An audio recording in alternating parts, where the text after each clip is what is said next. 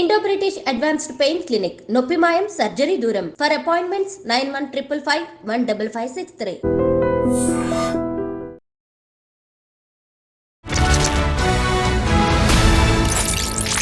అందరికీ నమస్కారం. నేను Swaroopa Potlapalli. Welcome to I dream.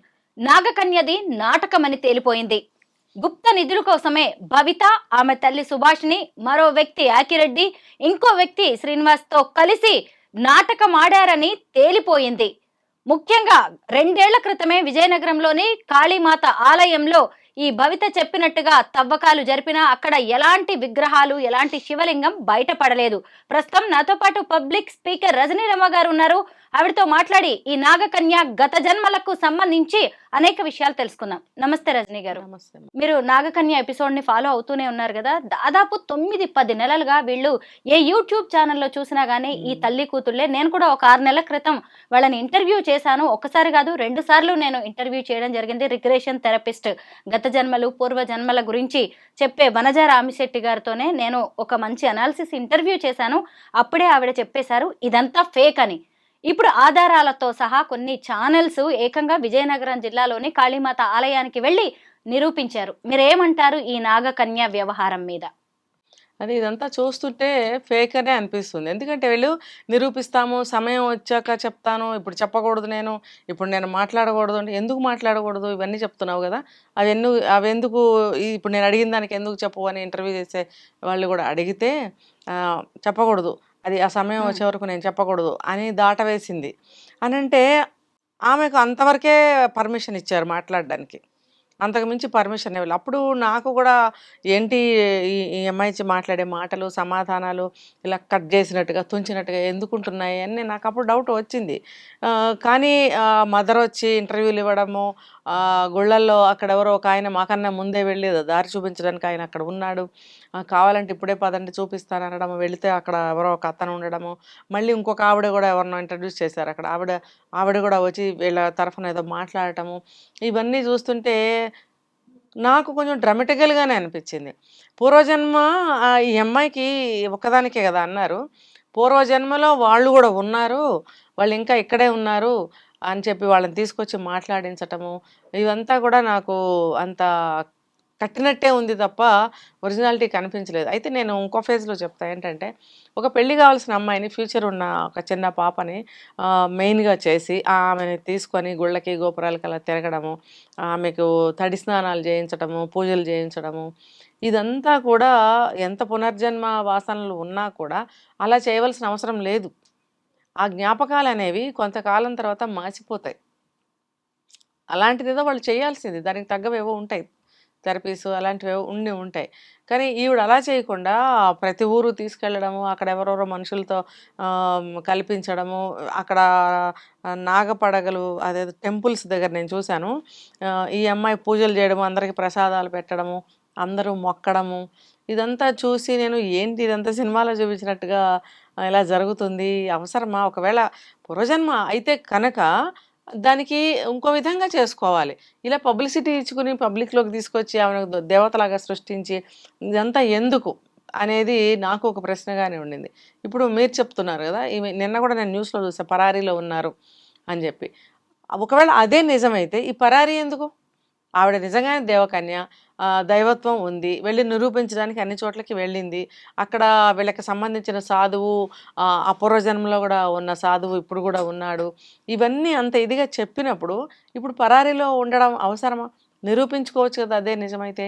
అంటే ఏంటంటే ఇట్లా ఏవో నిధులని అవని ఇవని, లేదా ఒక మాతాజీలాగా ప్రత్యక్షం అయ్యి డబ్బు సంపాదించడానికి. ఇప్పుడు ప్రజలు వెర్రిగొర్రెలు కదా, వాళ్ళు ఏది నమ్మినా ఇంకా కళ్ళు కనపడవు, వాళ్ళకి మునిగిపోవడమే అందులో. సో ఆ విధంగా ఒక మాతాజీలాగా తయారు చేద్దాము ఈ అమ్మాయిని అని తల్లికి ఏమన్నా ఆశ పుట్టిందా లేకపోతే పిల్లకే పుట్టిందా అనేది మనకి తెలీదు. మొత్తానికి ఇద్దరు కలిసే ఇవన్నీ చేశారు. అలా చేయటం వల్ల ఏమవుతుంది, ఇప్పుడు చూడండి నానా రభస అవుతుంది, పోలీసులు వ్యవహారము, వాళ్ళు పరారీ అవ్వడము, ఇదంతా ఆ అమ్మాయికి ఫ్యూచరు. పెళ్లి చేసుకోవాలి, కనీసం చదువుకుని ఉద్యోగం చేయకపోయినా పెళ్లి చేసుకోవాలి, తనకంటూ ఒక డెస్టినేషన్ ఉండాలి కదా. అదంతా లేకుండా ఈ అమ్మాయిని అందులో ఇరికించడం అనేది ఆ తల్లికి అర్థం కావట్లేదా?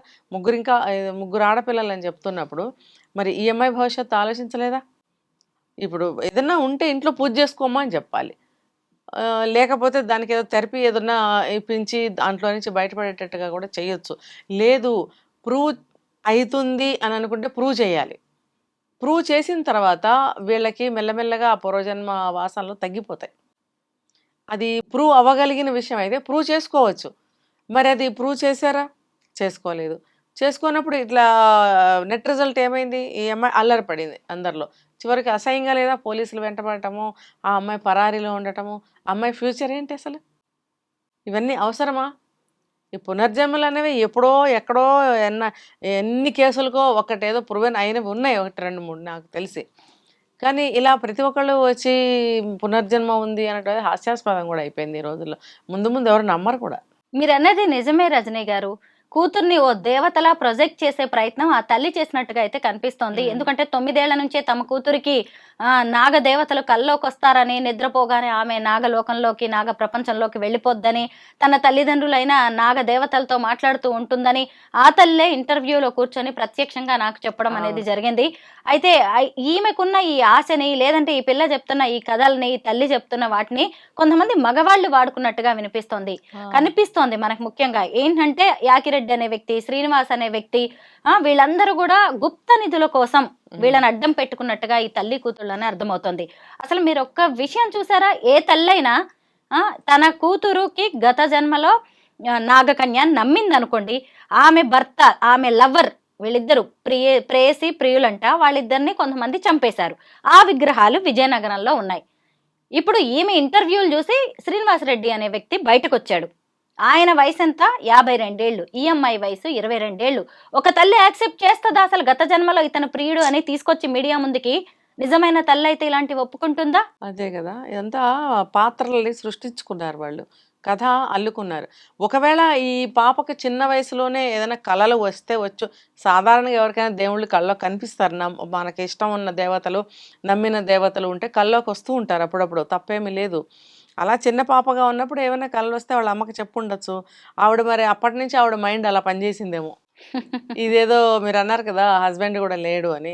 సో ఈ రకంగా చేస్తే ఏమైనా సంపాదించవచ్చు అంటే, ఒక ఆధ్యాత్మికమైనటువంటి దారిలో వెళ్తే ఎవరు కూడా అనుమానించరు అనేది ఆవిడ అనుకుందేమో. అలా అనుకుని ఆ పాపని ఈ రకంగా ప్రొజెక్ట్ చేసింది. కళలు వచ్చినాయి నిజమే. ఆ కళల్ని ఈవిడ డైవర్ట్ చేసి పిల్లకి చదువు మానిపించింది. చూడండి, ఆ ఏజ్లోనే చదువు మానిపించింది. ఎందుకు అనంటే ఈ థాట్ ఆవిడకి ప్లాన్ అప్పుడే ఉంది. దీన్ని డైవర్ట్ చేయాలి. చదువుకని చెప్పి బయటికి పంపిస్తే ఈ అమ్మాయి మైండ్ డైవర్ట్ అవుతుంది. తెలిసి తెలియక ఇవి బయట మాట్లాడితే అవతల వాళ్ళు అనేకమైన ప్రశ్నలు వేస్తారు. కాబట్టి ఈ అమ్మాయిని స్కూల్కి పంపించకుండా ఇంట్లో ఆపేసి ఈ అమ్మాయిని నువ్వు నాగదేవతవి, నీకు అది ఉంది, నీకు శక్తి ఉంది అని చెప్పి ఈ అమ్మాయికి నేర్పించడం వల్ల ఈ అమ్మాయి మైండ్ కూడా అట్లా ట్యూన్ అయిపోయింది. ట్యూన్ చేసేసింది ఆవిడే. తర్వాత ఏమైందంటే, ఇలా చెప్పు అంటే ఇలాగే చెప్తుంది, అలా చెప్పు అంటే అలాగే చెప్తుంది. ఎందుకు అని అంటే చూడండి, ఆ పాప చాలా ఇంటర్వ్యూస్ చూశాను నేను అప్పుడు. మాట్లాడే ప్రతి మాట కూడా ఇది ఏంటమ్మా, ఇది అవునా కాదు, ఇది ఏంటి అంటే అవును, మరి నెక్స్ట్ క్వశ్చన్ ఏదైనా ఇస్తే ఇప్పుడు చెప్పలేను నేను, ఇలాంటి జవాబులు చెప్పింది అమ్మాయి. చూడండి, అంటే అంతకు మించి ఆ అమ్మాయికి లేదు చెప్పడానికి, పర్మిషన్స్ లేవు. ఎవరు ఏమడిగినా ఇవే చెప్పు, yes or no all right అని ఒక కథ ఉండేది. ఎవరన్నా నీకేం తెలియకపోతే అడిగినప్పుడు ఎస్ అను, ఓసారి నో అను, ఓసారి ఆల్ రైట్ అను అని ఒక స్టోరీ ఉండింది. అట్లా ఈ పాపకు కూడా అట్లాంటివే 4 ముక్కలు నేర్పించి కూర్చోబెట్టడం వల్ల ఇలాగే చెబుతుంది. మరీ ఇంకొంచెం ముందుకెళ్తే కనుక మళ్ళీ రిపీటెడ్గా పూర్వజన్మ స్మృతులే చెప్పినట్టుగా అవే రిపీట్ చేస్తూ ఉంది. నేను అక్కడ ఉండేదాన్ని, నాకు ఫ్యామిలీ ఉండేది, మా అమ్మ నాన్న ఉన్నారు, ఇప్పుడు ఉన్నారంటే ఉన్నారు, అక్కడే ఉన్నారు, ఎక్కడున్నారంటే ఉన్నారు, ఎక్కడున్నారంటే చెప్పకూడదు, మళ్ళీ ఇంకొక సందర్భంలో ఆ విగ్రహ రూపంలో ఉన్నారు. అలాగా ఒక సమాధానానికి ఇంకో సమాధానానికి సంబంధం లేని విధంగా ఆ అమ్మాయి మాట్లాడుతూ వచ్చింది. ఎందుకనంటే చిన్న వయసు, వాళ్ళ ఇంట్లో వాళ్ళు అవి తప్పితే ఎక్కువ చెప్పొద్దన్నారు. ఆ రెండింటి మధ్యలో ఆ అమ్మాయి అలా మాట్లాడింది. కాబట్టి ఇప్పటికొచ్చి మరి అది కంటిన్యూ చేస్తూ వచ్చారు. జనానికి మరి బాగా పరిచయం అయిపోయారు. మరి కాన్సన్ట్రేట్ చేసే పీపుల్ చాలా ఎక్కువ అవ్వలేదా మెజారిటీ? వచ్చింది కదా! మరి అప్పుడు వాళ్ళకి ఏమంటారంటే విమర్శలు గానీ, ఏదైనా సరే ఎక్కువగా వెళ్తూ ఉంటాయి వాళ్ళకి. గమనించే కళ్ళు 2 ప్లేస్‌లో 1000 కళ్ళవ్వచ్చు. 1000 ప్లేస్‌లో 1,00,000 కళ్ళవ్వచ్చు. అంతమంది కళ్ళని తప్పించుకుని వాళ్ళు ఏదన్నా ఒక నాటకం ఆడాలన్నా, ఇంకోటి చేయాలన్నా కష్టం అయిపోతుంది. ఇప్పుడు ఆ పరిస్థితుల్లో ఇప్పుడు ఆ పాపకి ఇటువంటి సిట్యుయేషన్ వచ్చింది. పారిపోవడము, పోలీసులు మరి ఇన్వెస్టిగేషన్ చేయడము అనేది ఇంత దూరం వచ్చింది. రజనీ గారు, నేను వాళ్ళిద్దరిని తల్లి కూతుళ్ళని 2 సార్లు ఇంటర్వ్యూ చేయడం వల్ల నాకు ఈళ్ళ స్టోరీ మొత్తం నాకు ఐడియా ఉంది. సో, వాళ్ళ అమ్మగారు అప్పుడప్పుడు నాకు ఫోన్ చేస్తూ ఉండేవారనమాట. మేము కరీంనగర్ వెళ్తున్నాము విగ్రహాలు తీయడానికి. మీ మీడియాని, మీ కెమెరామ్యాన్‌ని పంపించండి. నేను గుంటూరు ఎళ్తున్నా, నేను మా అమ్మాయి పూజలు చేయడానికి వెళ్తున్నాము, అక్కడికి పంపించండి. మా అమ్మాయి మీదకి దేవుడికి ఎక్కడో అభిషేకం చేస్తే, మా అమ్మాయి ఒళ్ళంతా పసుపుగా అవుతుంది, కుబుసం విడుస్తుంది పౌర్ణమికి, మీరు చూడ్డానికి రండి అని. మీడియాని ఇలా రకరకాలుగా ఆమె ఫూల్స్‌ని జేయడానికి ప్రయత్నించింది. కానీ ఈ మధ్య మీడియా ఆమెదంతా ఫేక్ అని తిప్పికొట్టే ప్రయత్నం చేశారు. ఏకంగా విజయనగరం వెళ్లి, ఆ విజయనగరం గుడి యజమాని ఎవరైతే ఉన్నారో అశ్విన్‌తో మాట్లాడినప్పుడు వీళ్ళకి సంబంధించిన అనేక విషయాలు బయటకొచ్చాయి. ఇదంతా ఒక పెద్ద కట్టు కథ. ఇదంతా కూడా డబ్బు కోసం చేశారు, గుప్త నిధుల కోసం చేశారనేది తేట తెల్లమైంది. అసలు ఇలాంటి వాళ్ళ నుంచి మనమేం నేర్చుకోవాలి? వీళ్ళైనా ఇక మీదట ఎలా జాగ్రత్తగా ఉండాలి? జనాలంత అమాయకులు కాదని వీళ్ళెలా తెలుసుకుంటారంటారు?